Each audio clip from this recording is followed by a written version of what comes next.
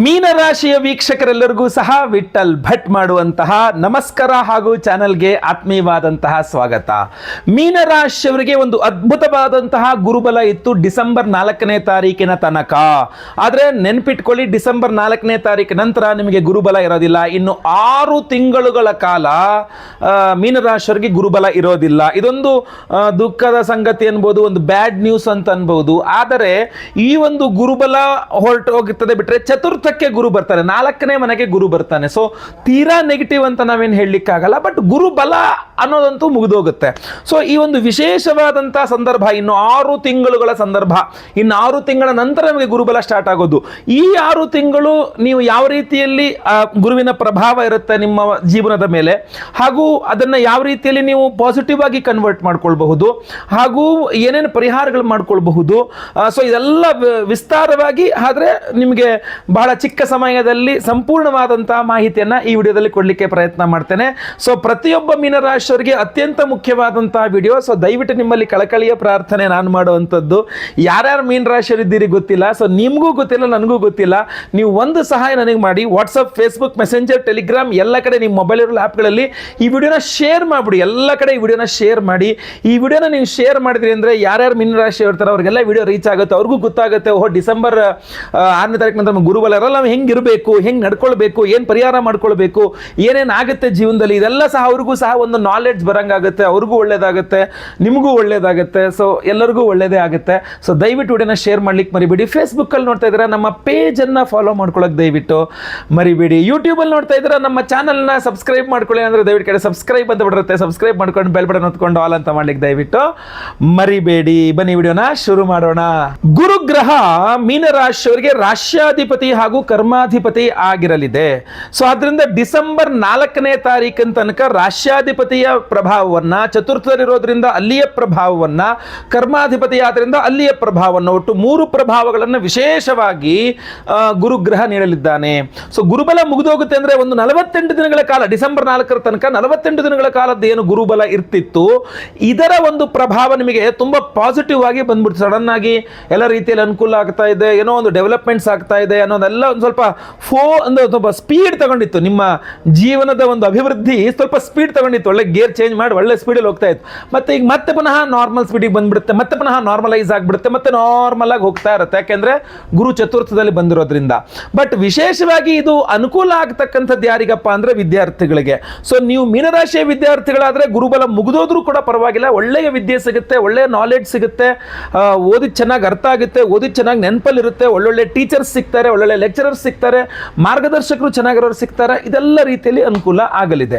ಆದ್ರೆ ಏನು ಮಿಸ್ ಆಗುವಂಥದ್ದು ಅಂದ್ರೆ ದೊಡ್ಡ ದೊಡ್ಡ ಯಾವುದೋ ದೂರದ ಊರುಗಳಲ್ಲಿ ದೊಡ್ಡ ದೊಡ್ಡ ಒಂದು ಕಾಲೇಜ್ಗಳಲ್ಲಿ ಅಡ್ಮಿಷನ್ ಟ್ರೈ ಮಾಡ್ತಿದ್ರಿ, ಆಗಲಿಲ್ಲ ಅನ್ನುವಂಥದ್ದು, ಅಥವಾ ಎಜುಕೇಶನ್ ಲೋನ್ ಟ್ರೈ ಮಾಡ್ತಾ ಇದ್ರಿ, ಆಗಲಿಲ್ಲ ಅಂತಲ್ಲ, ಈ ಥರ ಸ್ವಲ್ಪ ಹಿನ್ನಡೆಗಳು ಆಗಬಹುದು. ಬಿಟ್ರೆ ನಾಲೆಡ್ಜ್, ಜ್ಞಾನದ ವಿಚಾರದಲ್ಲಿ ನಿಮಗೆ ತುಂಬ ಅನುಕೂಲನೇ ಆಗುವ ಸಾಧ್ಯತೆ ಜಾಸ್ತಿ ಇದೆ. ಅದರಲ್ಲೂ ಕೃಷಿ ಓದ್ತಾ ಇರ್ತಕ್ಕಂಥವ್ರು, MBBS, BAMS ಇತ್ಯಾದಿ, ನೇಚುರೋಪತಿ ಇತ್ಯಾದಿಗಳು ಓದ್ತಾ ಇರ್ತಕ್ಕಂಥವ್ರು, BSc ಅಗ್ರಿಕಲ್ಚರ್ ಓದ್ತಾ ಇರ್ತಕ್ಕಂಥವ್ರು, ಸೈನ್ಸ್ ಡಿಪಾರ್ಟ್ಮೆಂಟ್ ಅವರೆಲ್ಲರಿಗೂ ಸಹ ತುಂಬ ಅನುಕೂಲ ಆಗ್ತಕ್ಕಂಥ ದಿನಗಳಿನ 6 ತಿಂಗಳು. ಇನ್ನು ಉದ್ಯೋಗದ ವಿಚಾರದಲ್ಲಿ ಇದ್ರ ಪ್ರಭಾವ ನೆಕ್ಸ್ಟ್ ಇರುತ್ತೆ. ಏನಕ್ಕಂತಂದ್ರೆ ಉದ್ಯೋಗದಲ್ಲಿ ಸಡನ್ ನಿಮ್ಗೆ ಒಂದು ದೊಡ್ಡ ದೊಡ್ಡ ಜವಾಬ್ದಾರಿಗಳನ್ನ ಕೊಡ್ತೇವೆ, ನಿಮ್ಗೆ ಪ್ರಮೋಷನ್ ಕೊಡ್ತೀನಿ, ನಿಮಗೆ ಸ್ಯಾಲ್ರಿ ಹೈಕ್ ಮಾಡ್ತೀನಿ, ಹಂಗೆ ಮಾಡ್ತೀನಿ, ಹಿಂಗೆ ಮಾಡ್ತೀನಿ, ನಿಮ್ಮ ಕೇರದಲ್ಲಿ ಟ್ರಾನ್ಸ್ಫರ್ ಮಾಡ್ತೀನಿ, ಏನೋ ಒಂದಿಷ್ಟು ಆಶ್ವಾಸನೆಗಳು ಕೊಟ್ಟು ಕೆಲಸಗಳನ್ನು ಮಾಡಿಸ್ಕೊಳ್ಳಾಗಿತ್ತು. ಒಂದು ವಿಚಾರ ನೆನಪಿಟ್ಕೊಳ್ಳಿ, ಡಿಸೆಂಬರ್ 4ನೇ ತಾರೀಕು ಒಳಗೆ ನಿಮಗೇನಾದರೂ ಪ್ರಮೋಷನ್ ಕೊಡಲಿಲ್ಲ ಅಂತಂದರೆ ನಿಮಗೆ ಮತ್ತಿನ್ನು 6 ತಿಂಗಳಂತೂ ಖಂಡಿತ ಕೊಡಲ್ಲ. ನೋಡೋಣ ಬಿಡಿ, ಇನ್ನೊಂದ್ಸಲ ನೋಡೋಣ, ಹಂಗೆ ಹೆಂಗೆ ಅಂತ ತಳ್ಳಾಕ್ಬಿಡ್ತಾರೆ. ನಿಮಗೆ ಪ್ರಮೋಷನ್ನು ಕೊಡಲ್ಲ, ಸ್ಯಾಲ್ರಿ ಹೈಕು ಕೊಡಲ್ಲ, ನಿಮಗೆ ಟ್ರಾನ್ಸ್ಫರು ಕೊಡಲ್ಲ, ಏನೂ ಕೊಡಲ್ಲ.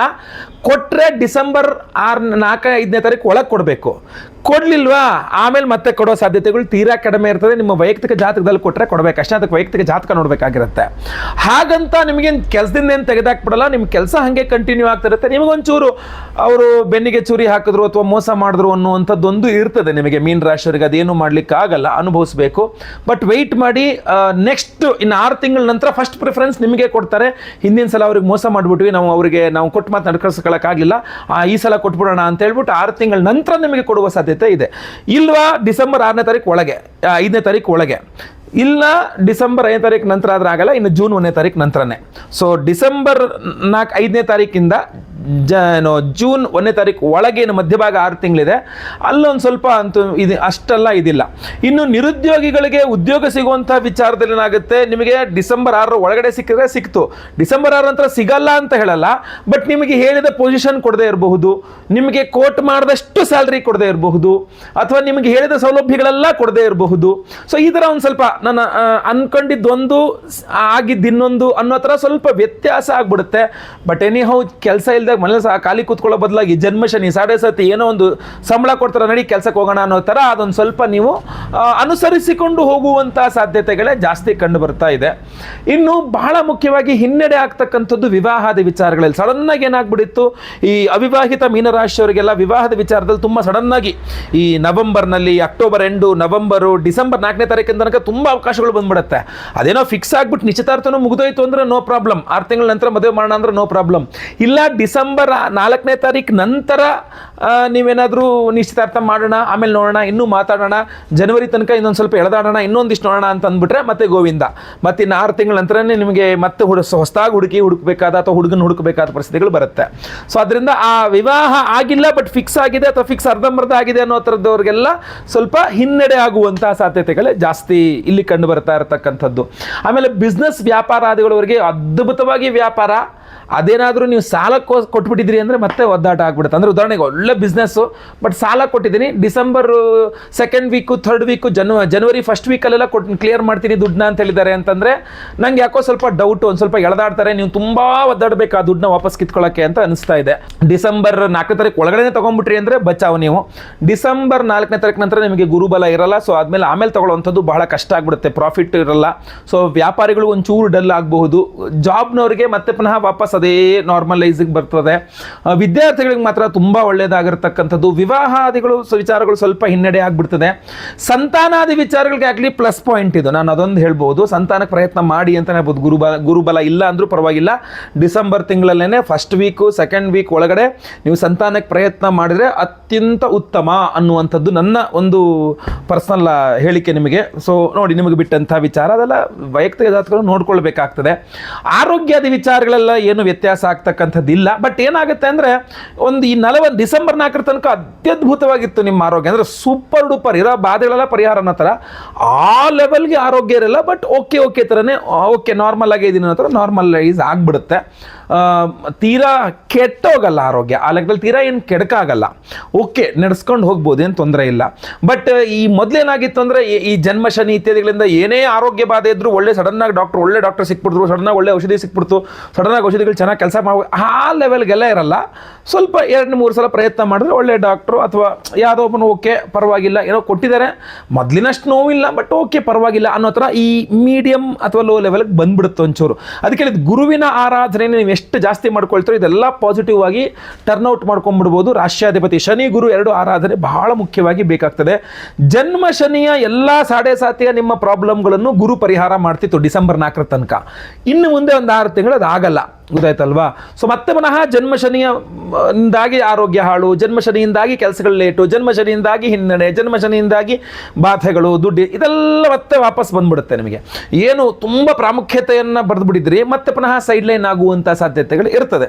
ಹಿಂಗೆ ಬಂದು ಹಿಂಗೆ ಹೋಗ್ಬಿಟ್ರು ಅನ್ನೋ ಥರ, ಸಡನ್ನಾಗಿ ಮತ್ತೆ ಪುನಃ ಹಿಂದೆ ಸರಿದು ಬಿಟ್ರು ಅನ್ನೋ ಥರ, ತೆರೆಮರೆಗೆ ಸರಿದರು ಅನ್ನೋ ಥರ, ಮತ್ತೆ ಪುನಃ ನೀವು ಎಲ್ಲೂ ಕಾಣಿಸ್ಕೊಳಲ್ಲ, ಮತ್ತೆ ಪುನಃ ನಾರ್ಮಲೈಸ್ ಆಗಿಬಿಡುತ್ತೆ ಅಂತ. ಸೊ ಮತ್ತೆ ಆ ಒಂದು ಇದನ್ನು ಮುಂದುವರಿಸ್ಕೊಂಡು ಹೋಗಬೇಕು, ನಿಮಗೆ ನಿಮ್ಮ ಪ್ರಾಮುಖ್ಯತೆ ವೃದ್ಧಿ ಆಗಬೇಕು, ನಿಮಗೆ ತುಂಬ ಅನುಕೂಲ ಆಗಬೇಕು ಅಂತಂದರೆ ಗುರು ಆರಾಧನೆ ಮಾಡ್ಕೊಳ್ಬೇಕು. ಗುರು ಆರಾಧನೆ ಯಾವ ಥರ ಮಾಡ್ಕೊಳ್ಬೇಕು? ಭಾಳ ಮುಖ್ಯವಾಗಿ ಪ್ರತಿ ದಿನ ನೀವು ಪಂಚಾಕ್ಷರಿ ಮಂತ್ರ ಜಪ ಓಂ ನಮಃ ಶಿವಾಯ 333 ಬಾರಿ ಪ್ರತಿದಿನ ಜಪ ಮಾಡ್ತಕ್ಕಂಥದ್ದು ಇನ್ನೊಂದು 6 ತಿಂಗಳು ತುಂಬ ಅನುಕೂಲ ಮಾಡಿಕೊಡ್ತಕ್ಕಂಥ ವಿಚಾರ. ಇಲ್ಲ ಅಂದರೆ ಇನ್ನೂ ನೀವು ಮಾಡಬಹುದಾಗಿರ್ತಕ್ಕಂಥದ್ದು ಈ ವಿಡಿಯೋ ಡಿಸ್ಕ್ರಿಪ್ಷನಲ್ಲಿ ಅದ್ಭುತವಾದಂಥ ಒಂದು ಮಂತ್ರವನ್ನು, ಅದು ಭಾಗ್ಯೋದಯ ಮಂತ್ರವನ್ನು ಹೇಳ್ತಾನೆ. ಆ ಭಾಗ್ಯೋದಯ ಮಂತ್ರವನ್ನು ಪ್ರತಿದಿನ ಕೇಳಿಸ್ಕೊಳ್ತಾ ಇದ್ದರೂ ಕೂಡ ನಿಮಗೆ ಪ್ರತಿದಿನ ಒಂದು 3 ಬಾರಿ ಕೇಳಿಸ್ಕೊಳ್ಬೇಕು ಅದನ್ನು. ಅದರಿಂದನೂ ನಿಮಗೆ ತುಂಬ ಅನುಕೂಲ ಆಗ್ತದೆ, ತುಂಬ ಪವರ್ ಇರ್ತದೆ ಅದರಲ್ಲಿ. ಇನ್ನು ಅದರ ನಂತರ ನೀವು ಮಾಡಬಹುದಾಗಿರ್ತಕ್ಕಂಥದ್ದು ಅಂತಂದರೆ ಇನ್ನು 6 ತಿಂಗಳುಗಳ ಕಾಲ ಪ್ರತಿ ತಿಂಗಳ ಮೊದಲ ಗುರುವಾರದಂದು ನೀವು ಮನೆ ಹತ್ತಿರದಲ್ಲಿರುವ ಯಾವುದಾದ್ರು ಈಶ್ವರನ ದೇವಸ್ಥಾನದಲ್ಲಿ ಹರಿದ್ರೋದಕ ರುದ್ರಾಭಿಷೇಕ ಅಂತ, ಅಂದರೆ ಅರಿಶಿಣದ ನೀರಿನಲ್ಲಿ ರುದ್ರಾಭಿಷೇಕವನ್ನ ಈಶ್ವರ ಲಿಂಗಕ್ಕೆ ಮಾಡಿಸ್ತಕ್ಕಂಥದ್ದು. ಪ್ರತಿ ತಿಂಗಳ ಮೊದಲ ಗುರುವಾರ 6 ತಿಂಗಳು 6 ಬಾರಿ ಮಾಡಿಸ್ಬಿಟ್ರೆ 5 ತಿಂಗಳಿಗೊಂದ್ಸಲ ಗುರುವಾರದ ದಿವಸ ಬೆಳಗ್ಗೆದ್ದು ಸ್ನಾನ ಮಾಡ್ಕೊಂಡು ಈಶ್ವರನ ದೇವಸ್ಥಾನಕ್ಕೆ ಹೋಗಿ ಹರಿದ್ರೋದಕ ರುದ್ರಾಭಿಷೇಕ, ಅರಿಶಿಣದ ನೀರಿನಲ್ಲಿ ರುದ್ರಾಭಿಷೇಕ ಮಾಡಿಸಿ ಬಿಲ್ವಪತ್ರೆಯಲ್ಲಿ ಅರ್ಚನೆ ಮಾಡಿಸಿ ಆ ಪ್ರಸಾದವನ್ನ ಧಾರಣೆ ಮಾಡ್ಕೊಂಡ್ರಿ ಅಂತಂದ್ರು ಕೂಡ ಈ ಗುರುವಿನ ಅನುಗ್ರಹ ನಿಮಗೆ ತುಂಬಾ ಚೆನ್ನಾಗಿ ಬರಲಿದೆ. ಇಲ್ಲ ನನ್ನ ಪ್ರಕಾರ ನಿಮಗೆ ಗುರುಬಲ ಹಿಂಗ್ ಹೊರಟೋಯ್ತು, ಆದ್ರಿಂದಾಗಿ ಮತ್ತೆ ಪುನಃ ಆ ಸ್ಟ್ರಾಂಗ್ನೆಸ್ ಇಟ್ಕೊಳ್ಳೋಕ್ಕೋಸ್ಕರ ನೀವು ಗಾಣಗಾಪುರಕ್ಕೆ ಹೋಗಿ ಬರ್ಬೋದು, ದೂರ ಆದ್ರೂ ಪರವಾಗಿಲ್ಲ, ಹೋಗೊಂದು ದರ್ಶನ ಮಾಡ್ಕೊಂಡು ಬರಬಹುದು. ಇಲ್ಲ ಮಂತ್ರಾಲಯಕ್ಕೆ ಹೋಗಿ ಸ್ವಾಮಿ ದರ್ಶನ ಮಾಡ್ಕೊಂಡ್ ಬರಬಹುದು. ಇಲ್ಲ ಸಾಗರದ ಹತ್ರ ವರದಹಳ್ಳಿ ಶ್ರೀಧರ ಸ್ವಾಮಿಗಳ ಸನ್ನಿಧಾನ ಇದೆ, ಅಲ್ಲಿ ಕೂಡ ಹೋಗಿ ದರ್ಶನ ಮಾಡ್ಕೊಂಡು ಬರಬಹುದು. ಏನಾದ್ರು ಒಂದು ಸೇವೆ ಸಲ್ಲಿಸಿ ಬರ್ಬೋದು. ಗುರು ಸನ್ನಿಧಾನಗಳಿಗೆ ಹೋಗಿ ಸೇವೆ ಸಲ್ಲಿಸಿ ಬರ್ತಕ್ಕಂಥದ್ದು ಅತ್ಯುತ್ತಮ. ದತ್ತಾತ್ರೇಯ ವಜ್ರ ಕವಚ ಸ್ತೋತ್ರ ಅಂತ ಸಿಗ್ತದೆ ನಿಮಗೆ. ಸ್ತೋತ್ರಮಾಲಾ ಅಂತ ಒಂದು ಆ್ಯಪ್ ಡೌನ್ಲೋಡ್ ಮಾಡಿಕೊಂಡ್ರೆ ಏನೋ ನಿಮ್ಮ ಆ್ಯಪಲ್ OS ನಲ್ಲೂ ಇದೆ, ಆಂಡ್ರಾಯ್ಡ್ OS ನಲ್ಲೂ ಇದೆ, ಡೌನ್ಲೋಡ್ ಮಾಡ್ಕೊಂಡು ಅದರಲ್ಲೂ ಸಿಗುತ್ತೆ. ದತ್ತಾತ್ರೇಯ ವಜ್ರ ಕವಚ ಸ್ತೋತ್ರ ಅಂತ ಪ್ರತಿನಿತ್ಯ ಪಠನೆ ಮಾಡಿದ್ರೆ ಶನಿಪೀಡೆನೂ ಪರಿಹಾರ, ಗುರುನೂ ಅನುಗ್ರಹ ಚೆನ್ನಾಗಿ ಕೆಲಸ ಮಾಡುತ್ತೆ ನಿಮಗೆ. ಇಲ್ಲ ವಿಶೇಷವಾದ ಪರಿಹಾರ ಬೇಕು ಗುರುಗಳೇ, ನನಗೆ ಪವರ್ಫುಲ್ ಆಗಿರ್ತಕ್ಕಂಥದ್ದು ಏನಾದ್ರು ಒಂದು ಬೇಕು ಅಂದ್ರೆ ಆ ವಿಶೇಷ ಪರಿಹಾರ ಸಹ ಇದೆ. ಇಲ್ಲ ಅಂತಂದ್ರೆ ಬಹಳ ಮುಖ್ಯವಾಗಿ ಈಸಿಯಾಗಿ ನೀವು ಮಾಡಬಹುದಾಗಿರ್ತದೆ. ಇನ್ನು 6 ತಿಂಗಳಲ್ವಾ, ತಿಂಗಳಿಗೆ ಒಂದು ಗುರುವಾರ ನೀವು ಮನೆ ಹತ್ತಿರದಿರುವ ಈಶ್ವರನ ದೇವಸ್ಥಾನಕ್ಕೆ ಹೋಗಿ ಅಲ್ಲಿ ಹರಿದ್ರೋದಕ ರುದ್ರಾಭಿಷೇಕ ಅಂತ, ಹರಿದ್ರ ಅಂದ್ರೆ ಅರ್ಶನದ ನೀರಿನಲ್ಲಿ ಈಶ್ವರನಿಗೆ ರುದ್ರಾಭಿಷೇಕವನ್ನ ಮಾಡಿಸುವಂಥದ್ದು, ಬಿಲ್ವ ಪತ್ರೆಯಲ್ಲಿ ಅರ್ಚನೆ ಮಾಡಿಸ್ತಕ್ಕಂಥದ್ದು. ತಿಂಗಳಿಗೆ ಒಂದು ಗುರುವಾರ 6 ತಿಂಗಳ ತನಕ ಮಾಡಬಹುದು ಈ ಕೆಲಸವನ್ನ. ಇನ್ನಂತರ ಏನ್ ಮಾಡಬಹುದು ಅಂತಂದ್ರೆ ಮನೆ ಹತ್ತಿರದಲ್ಲಿ ಇರತಕ್ಕಂಥ ರಾಘವೇಂದ್ರ ಸ್ವಾಮಿ ಟೆಂಪಲ್ ಇರ್ಬೋದು, ಈ ತರ ಗುರು ಸನ್ನಿಧಾನಗಳು ಹೋಗಿ ಬರೋದಿಲ್ಲ. ನನ್ನ ಪ್ರಕಾರ ವಿಶೇಷವಾಗಿ ಸ್ಟಾರ್ಟಿಂಗ್ ಅಲ್ಲೇನೆ ಜನವರಿನಲ್ಲೇ ನೀವು ಏನ್ ಮಾಡಬೇಕು, ಡಿಸೆಂಬರ್ನಲ್ಲೇನೆ, ಜನವರಿನೂ ಅಲ್ಲ, ಡಿಸೆಂಬರ್ 4ನೇ ತಾರೀಕು ನಂತರ ಒಂದು ವಾರ 15 ದಿವಸ ಒಳಗಡೆ ಹೆಂಗಿದ್ರು ಈ ಕ್ರಿಸ್ಮಸ್ ರಜೆ ಎಲ್ಲ ಇರೋದ್ರಿಂದಾಗಿ ನೀವು ಗಾಣಗಾಪುರಕ್ಕೆ ಹೋಗಿ ಬರೋದಾಗಿರಬಹುದು, ಮಂತ್ರಾಲಯಕ್ಕೆ ಹೋಗಿ ಬರೋದಾಗಿರಬಹುದು. ಗುರು ಸನ್ನಿಧಾನಗಳು ಶ್ರೀಧರ ಸ್ವಾಮಿಗಳ ಆಶ್ರಮ ಇದೆ, ಸಾಗರ ಶ್ರೀಧರ ಸ್ವಾಮಿಗಳ ಆಶ್ರಮ ಇದೆ ಸಾಗರದಲ್ಲಿ, ಅಲ್ಲಿ ವರದಹಳ್ಳಿಗೆ ಹೋಗಿ ದರ್ಶನ ಮಾಡಿಕೊಂಡು ಪ್ರಾರ್ಥನೆ ಮಾಡ್ಕೊಂಡು ಬರ್ತಕ್ಕಂಥದ್ದು ಇರ್ಬೋದು. ಹೀಗೆ ಗುರು ಸನ್ನಿಧಾನಗಳು ಎಲ್ಲಿ ಬೇಕಾದರೂ ಆಗಿರಬಹುದು, ಹೋಗಿ ನೀವು ಒಂದು ದರ್ಶನ ಪ್ರಾರ್ಥನೆ ಪೂಜೆ ಮಾಡ್ಕೊಂಡು ಮಂತ್ರಾಕ್ಷತೆ ತಂದುಕೊಳ್ತಕ್ಕಂಥದ್ದು ನಿಮಗೆ ತುಂಬ ಅನುಕೂಲ ಆಗ್ತದೆ.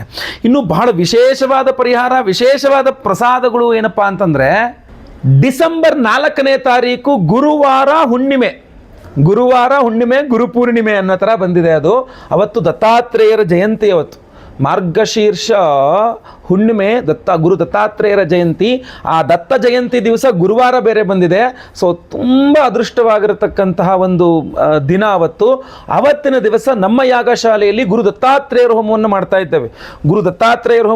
ಇದ್ದೇವೆ. ಲಕ್ಷ್ಮೀ ಮಹಾಸುದರ್ಶನ ಹೋಮ, ಗುರು ದತ್ತಾತ್ರೇಯ ಹೋಮ, ಭಾಗ್ಯ ಸೂಕ್ತ ಹೋಮ. ನಾನು ಈ ವಿಡಿಯೋ ಡಿಸ್ಕ್ರಿಪ್ಷನ್ನಲ್ಲಿ ನಿಮಗೊಂದು ಮಂತ್ರದ ಲಿಂಕ್ ಅನ್ನು ಹಾಕ್ತೇನೆ. ಪ್ರತಿ ದಿವಸ ಆ ಮಂತ್ರವನ್ನು ಬೆಳಗ್ಗೆ ಎದ್ದು ಸ್ನಾನ ಮಾಡಿ 3 ಬಾರಿ ಕೇಳಿಸ್ಕೊಂಡ್ರು ಕೂಡ ನಿಮಗೆ ಆ ಒಂದು ಅನುಕೂಲ ಆಗ್ತದೆ. ವಿಚಾರ ತುಂಬಾ ಭಾಗ್ಯ ಸೂಕ್ತ ಅಂತ ಹೇಳಿ ಜೀವನದಲ್ಲಿ ಅದೃಷ್ಟವನ್ನು ಕೊಡ್ತಕ್ಕಂಥ ವೇದಮಂತ್ರ ಅದು. ನಾನು ಹೇಳ್ಕೊಂತೀನಿ ಅನ್ನೋಕ್ಕಾಗಲ್ಲ, ಅದು ವೇದಮಂತ್ರ, ಅದು ನೀವು ಕೇಳಬಹುದು ಅಷ್ಟೇನೆ. ಸೊ ಅದರಿಂದಾಗಿ ಆ ಮಂತ್ರವನ್ನು ನಾನು ವಿಡಿಯೋ ಮಾಡಿದ್ದೀನಿ, ಲಿಂಕಲ್ಲಿ ಹಾಕ್ತೇನೆ. ವಿಡಿಯೋ ಲಿಂಕ್ ಡಿಸ್ಕ್ರಿಪ್ಷನ್ ಚೆಕ್ ಮಾಡ್ಕೊಳ್ಳಿ. ಆ ವಿಡಿಯೋ ಡಿಸ್ಕ್ರಿಪ್ಷನಲ್ಲಿ ಇರ್ತದೆ ಅದು ಲಿಂಕು. ಸೊ ಪ್ರತಿ ದಿವಸ ಕೇಳಿಸ್ಕೊಳ್ಬಹುದು, ಅದಕ್ಕೆ ₹1 ಖರ್ಚಿಲ್ಲ. ಆದರೆ ನಾವು ಆ ಮಂತ್ರದಿಂದ ಹೋಮವನ್ನು ಸಹ ಮಾಡ್ತಾ ಇದ್ದೇವೆ. ಅದಕ್ಕೆ ನೀವು ಸಂಕಲ್ಪ ಸೇವೆಗೆ ಹೆಸರು ಕೊಟ್ಕೊಳ್ಬಹುದು. ನೋಡಿ, ಒಂದೇ ಸಂಕಲ್ಪ ಸೇವೆ, ಡಿಸೆಂಬರ್ 4ನೇ ತಾರೀಕು ಹುಣ್ಣಿಮೆ ಗುರುವಾರ ದಿವಸ ಗುರು ದತ್ತಾತ್ರೇಯ ಹೋಮ, ಲಕ್ಷ್ಮೀ ಸುದರ್ಶನ ಹೋಮ, ಭಾಗ್ಯ ಸೂಕ್ತ ಹೋಮ, ಆಮೇಲೆ ಆಶ್ಲೇಷ ಬಲಿ ಪೂಜೆ, ಸರ್ಪಶಾಂತಿ ಹೋಮ, ಗುರು ಶಾಂತಿ, ಶನಿ ಶಾಂತಿ, ನವಗ್ರಹ ಶಾಂತಿ ಹೋಮಗಳು. ಇದಿಷ್ಟೆಲ್ಲ ಹೋಮಗಳು ಜೊತೆಗೆ ಸಂತಾನ ಗೋಪಾಲಕೃಷ್ಣ ಹೋಮನೂ ಇರ್ತದೆ. ಸೊ ಸಂತಾನ ಇಲ್ಲದವರಿಗೆ ಸಂತಾನ ಆಗಬೇಕು ಅನ್ನುವಂತಹ ದೃಷ್ಟಿಕೋನದಿಂದ, ಸಂತಾನ ಇರುವವರಿಗೆ ಸಂತಾನದ ವಿಚಾರದಲ್ಲಿ, ಮಕ್ಕಳ ವಿಚಾರದಲ್ಲಿರುವ ಟೆನ್ಷನ್ಗಳೇನಿದ್ರು ಕಡಿಮೆ ಆಗಬೇಕು, ಮಕ್ಕಳಿಗೆ ಶ್ರೇಯೋಭಿವೃದ್ಧಿ ಆಗಬೇಕು ಅಂತ ತಂತ್ರಗಳು ಅನ್ಕೊಂತಾರಲ್ಲ. ಸೊ ಮಕ್ಕಳ ಏಳಿಗೆಗೋಸ್ಕರವಾಗಲಿ ಸಂತಾನ ಗೋಪಾಲಕೃಷ್ಣ ಹೋಮ, ನಿಮ್ಮ ಎಲ್ಲ ಸರ್ಪದೋಷಗಳ ಪರಿಹಾರ. ಯಾಕೆಂದ್ರೆ ಸರ್ಪಶಾಪದಿಂದಲೇ ಮದುವೆ ಆಗ್ತಾ ಇಲ್ಲ, ಅಥವಾ ಮದುವೆ ಆದ್ರೆ ಮಕ್ಕಳಾಗ್ತಾ ಇಲ್ಲ, ಕೆಲಸ ಸಿಗ್ತಾ ಇಲ್ಲ, ವಿದ್ಯೆ ತಲೆಗತ್ತಾ ಇಲ್ಲ, ಆರೋಗ್ಯ ಸರಿ ಇಲ್ಲ, ವ್ಯವಹಾರಗಳು ಸರಿ ಇಲ್ಲ, ಆರ್ಥಿಕ ಬಾಧೆ, ಚರ್ಮ ವ್ಯಾಧಿಗಳು, ಏನೇನೋ ಒಂದಿಷ್ಟು ಇರ್ತವೆ ಸರ್ಪದೋಷಗಳಿಂದಾಗಿ. ಸೊ ನಾವು ಆಶ್ಲೇಷ ಬಲಿ ಪೂಜೆ, ಸರ್ಪಶಾಂತಿ ಹೋಮ ಮಾರ್ಗಶೀರ್ಷ ಗುರುವಾರ ದಿನ ಮಾಡ್ತಾ ಇದ್ದೀವಿ, ಹುಣ್ಣಿಮೆ ದಿವಸ ಮಾರ್ಗಶೀರ್ಷ ಹುಣ್ಣಿಮೆ. ಅದ್ರ ಜೊತೆಗೆ ಅವತ್ತು ದತ್ತಾತ್ರೇಯ ಜಯಂತಿ ಆದ್ರಿಂದ ಗುರು ದತ್ತಾತ್ರೇಯ ಹೋಮವನ್ನು ಸಹ ಮಾಡ್ತಾ ಇದ್ದೇವೆ. ಜೊತೆಗೆ ಲಕ್ಷ್ಮೀ ಸುದರ್ಶನ ಹೋಮವನ್ನು ಮಾಡ್ತಾ ಇದ್ದೇವೆ. ಯಾಕೆಂದ್ರೆ ಆ ಲಕ್ಷ್ಮೀ ಸಾನ್ನಿಧ್ಯ ಆಗಬೇಕು, ನೆಗೆಟಿವ್ಸ್ ಯಾವುದು ನಿಮ್ಮ ಇದ್ರ ಹತ್ರ ಕೂಡ ಸುರಿಬಾರದು ಅಂತ. ಇಷ್ಟೆಲ್ಲ ಹೋಮಗಳನ್ನು ಮಾಡಿ ವಿಶೇಷವಾಗಿರ್ತಕ್ಕಂತಹ ಪ್ರಸಾದ ಮತ್ಸ್ಯರತ್ನ. ಈ ಒಂದು ವಿಶೇಷವಾದಂತಹ ಮತ್ಸ್ಯರತ್ನವನ್ನು ಪ್ರತಿಯೊಬ್ಬ ಸಂಕಲ್ಪ ಸೇವಾಕರ್ತರುಗಳಿಗೆ ಇದಿಷ್ಟು ಹೋಮಗಳನ್ನು ಎನರ್ಜೈಸ್ ಮಾಡಿ ಕೊಡ್ತಾ ಇದ್ದೇವೆ. ಈ ಮತ್ಸ್ಯಮಣಿಯನ್ನು ಗುರು ದತ್ತಾತ್ರೇಯ ಹೋಮ, ಲಕ್ಷ್ಮೀ ಸುದರ್ಶನ ಹೋಮ, ಭಾಗ್ಯ ಸೂಕ್ತ ಹೋಮ, ಸಂತಾನ ಗೋಪಾಲ ಕೃಷ್ಣ ಹೋಮ, ಆಶ್ಲೇಷ ಬಲಿ ಪೂಜೆ, ಸರ್ಪಶಾಂತಿ ಹೋಮ, ಗುರುಶಾಂತಿ, ಶನಿ ಶಾಂತಿ, ನವಗ್ರಹ ಶಾಂತಿ ಹೋಮಗಳನ್ನೆಲ್ಲ ಹೋಮಗಳಲ್ಲಿ ಈ ವಿಶೇಷವಾದಂತಹ ಮತ್ಸ್ಯಮಣಿಯನ್ನು ಎನರ್ಜೈಸ್ ಮಾಡಿ ನಿಮಗೆ ಡಾಲರ್ ಥರ ಕೊಡ್ತಾ ಇದ್ದೇವೆ. ಇದನ್ನು ನೀವು ಬೇಕಾದ್ರೆ ದಾರದಲ್ಲಿ ಕುತಿ ಹಾಕೋಬಹುದು, ಪಾಕೆಟ್ ಇಟ್ಕೊಳ್ಬಹುದು, ನಿಮ್ಮ ಕ್ಯಾಶಲ್ಲಿ ಇಟ್ಕೊಳ್ಬಹುದು, ನಿಮ್ಮ ಬೀರುವದಲ್ಲಿ ಇಟ್ಕೊಳ್ಬಹುದು, ಲಾಕರಲ್ಲಿ ಇಟ್ಕೊಳ್ಬಹುದು, ನಿಮ್ಮ ಪರ್ಸಲ್ಲಿ ಇಟ್ಕೊಳ್ಬಹುದು. ಯಾರಿಗೂ ತೋರಿಸ್ಬೇಕು ಅಂತಲೇ ಇಲ್ಲ, ವಿಶೇಷವಾಗಿ ಸೀಕ್ರೆಟ್ ಆಗಿ ನಿಮ್ಮ ಜೊತೆಗೆ ಇಟ್ಕೊಳ್ಬಹುದು ಈ ವಿಶೇಷವಾದ ಮತ್ಸ್ಯಮಣಿಯನ್ನು. ಸೊ ಪ್ರತಿಯೊಬ್ಬ ಸಂಕಲ್ಪ ಸೇವಾಕರ್ತರಿಗೂ ಎಲ್ಲ ಹೋಮಗಳ ಭಸ್ಮ ನೋಡಿ ಲೈವಲ್ಲಿ ನಾನೇ ಅವತ್ತಿನ ದಿವಸ ಬೆಳಗ್ಗೆ ಡಿಸೆಂಬರ್ 4ನೇ ತಾರೀಕು ಗುರುವಾರ ಬೆಳಗ್ಗೆ 6 ಗಂಟೆಯಿಂದ 6:30 ಒಳಗಡೆ ಏನು ಲೈವ್ ಸಂಕಲ್ಪ ಸೇವೆ ಇರುತ್ತೆ. ಲೈವಲ್ಲಿ ನಿಮ್ಮ ಹೆಸರು ನಾನೇ ಸಂಕಲ್ಪ ಮಾಡ್ತೇನೆ. 10:30 ಆಚೆ ಎಲ್ಲ ಹೋಮಗಳನ್ನು ಲೈವ್ ನೋಡ್ತೀರಾ. ಹಾಗೂ ನಂತರ ಎಲ್ಲ ಹೋಮಗಳ ಭಸ್ಮ, ನಾಗಾರಾಧನೆ, ಅರಿಶಿನ ಪ್ರಸಾದ ಜೊತೆಗೆ ಈ ವಿಶೇಷವಾದಂತಹ ಮತ್ಸ್ಯಮಣಿಯನ್ನು ನಿಮಗೆಲ್ಲರಿಗೂ ಸ್ಪೀಡ್ ಪೋಸ್ಟ್ ಮೂಲಕ ನಾವು ಕಳುಹಿಸಿಕೊಡಲಾಗ್ತದೆ. ಸೊ ದಯವಿಟ್ಟು ಸ್ಕ್ರೀನ್ ಮೇಲೆ ಕಾಣ್ತಾ ಇರತಕ್ಕಂಥ ನಂಬರ್ಗಳಿಗೆ ನಿಮ್ಮ ಹೆಸರು, ಗೋತ್ರ ಗೊತ್ತಿದ್ರೆ, ನಕ್ಷತ್ರ ಗೊತ್ತಿದ್ರೆ, ರಾಶಿ ಗೊತ್ತಿದ್ರೆ ಬೇಗ ವಾಟ್ಸಪ್ ಮಾಡ್ಕೊಳ್ಳಿ. ಇಲ್ಲ ನಮ್ಗೆ ಅದೆಲ್ಲ ಗೊತ್ತಿಲ್ಲ ಸರ್, ಹೆಸರು ಗೊತ್ತಿದೆ ಗುರುಗಳೇ, ಅಡ್ರೆಸ್ ಕೊಡ್ತೀವಿ ಅಂದರೆ ಹೆಸರು ಅಡ್ರೆಸ್ ಆದರೂ ಖಂಡಿತವಾಗಿ ನೀವು ಕೊಟ್ಟು ರಿಜಿಸ್ಟರ್ ಮಾಡ್ಕೊಳ್ಬಹುದು. ಸೊ ಎಲ್ಲರಿಗೂ ತಿಳಿಸಿ ವಿಶೇಷವಾದಂತಹ ಗುರುಪೂರ್ಣಿಮೆಯ ಆ ಒಂದು ಗುರು ದತ್ತಾತ್ರೇಯರ ಒಂದು ವಿಶೇಷವಾದ ದಿನವನ್ನು ಪ್ರತಿಯೊಬ್ಬರಿಗೂ ತಿಳಿಸಿ ನೀವು ಸಹ ಸಂಕಲ್ಪ ಸೇವೆ ಕೊಡಿ. ಲೈವಲ್ಲಿ ನಿಮ್ಮ ಹೆಸರು ಸಂಕಲ್ಪ ಆಗೋದು ನೋಡ್ಬೋದು, ಎಲ್ಲ ಹೋಮಗಳನ್ನು ಲೈವ್ ನೋಡ್ಬೋದು. ಪ್ರಸಾದ ಸ್ಪೀಡ್ ಪೋಸ್ಟ್ ಮೂಲಕ ನಿಮಗೆ ಮನೆಗೆ ತಲುಪಿಸಲಾಗ್ತದೆ. ಒಳ್ಳೆಯದಾಗಲಿ. ವಿಡಿಯೋ ಇಷ್ಟರೇ ದಯವಿಟ್ಟು ಲೈಕ್ ಮಾಡ್ಲಿಕ್ಕೆ ಮರಿಬೇಡಿ. ವಾಟ್ಸಪ್, ಫೇಸ್ಬುಕ್, ಮೆಸೆಂಜರ್, ಟೆಲಿಗ್ರಾಮ್ ಎಲ್ಲ ಕಡೆ ಸಾಮಾಜಿಕ ಜಾಲತಾಣಗಳಲ್ಲಿ ವಿಡಿಯೋನ ಶೇರ್ ಮಾಡ್ಲಿಕ್ಕೆ ಮರಿಬೇಡಿ. ಇನ್ನು ನಮ್ಮ ಚಾನಲ್ ಸಬ್ಸ್ಕ್ರೈಬ್ ಮಾಡ್ಕೊಳ್ಳಿ ಅಂದರೆ ದಯವಿಟ್ಟು ಸಬ್ಸ್ಕ್ರೈಬ್ ಮಾಡಿಕೊಂಡು ಬೆಲ್ ಬಟನ್ ಒತ್ಕೊಂಡು ಆಲ್ ಅಂತ ಮಾಡ್ಲಿಕ್ಕೆ ಮರಿಬೇಡಿ. ಫೇಸ್ಬುಕ್ಕಲ್ಲಿ ನೋಡ್ತಾ ಇದ್ದೀರಾ, ನಮ್ಮ ಪೇಜನ್ನು ಫಾಲೋ ಮಾಡ್ಕೊಳ್ಳಿಕ್ಕೆ ದಯವಿಟ್ಟು ಮರಿಬೇಡಿ. ನಾನು ವಿಶೇಷವಾದಂತಹ ಪ್ರಶ್ನೆಗಳಿದ್ರೆ ದಯವಿಟ್ಟು ಕಮೆಂಟ್ ಮಾಡಿ. ನಿಮ್ಮ ಕಮೆಂಟ್ಸ್ನೆಲ್ಲ ನಾನು ಓದ್ತಾ ಇರ್ತೇನೆ, ಸಾಧ್ಯವಾದಷ್ಟು ಸಹ ಉತ್ತರಿಸಲಿಕ್ಕೂ ಪ್ರಯತ್ನ ಮಾಡ್ತಾ ಇರ್ತೇನೆ. ಒಳ್ಳೆಯದಾಗಲಿ. ಮುಂದಿನ ವಿಡಿಯೋದಲ್ಲಿ ಮತ್ತೆ ಪುನಃ ಸಿಗ್ತಾನೆ. ಲೋಕ ಸಮಸ್ತ ಸುಖಿನೋ ಭವಂತು. ನಾರಾಯಣ ನಾರಾಯಣ ನಾರಾಯಣ.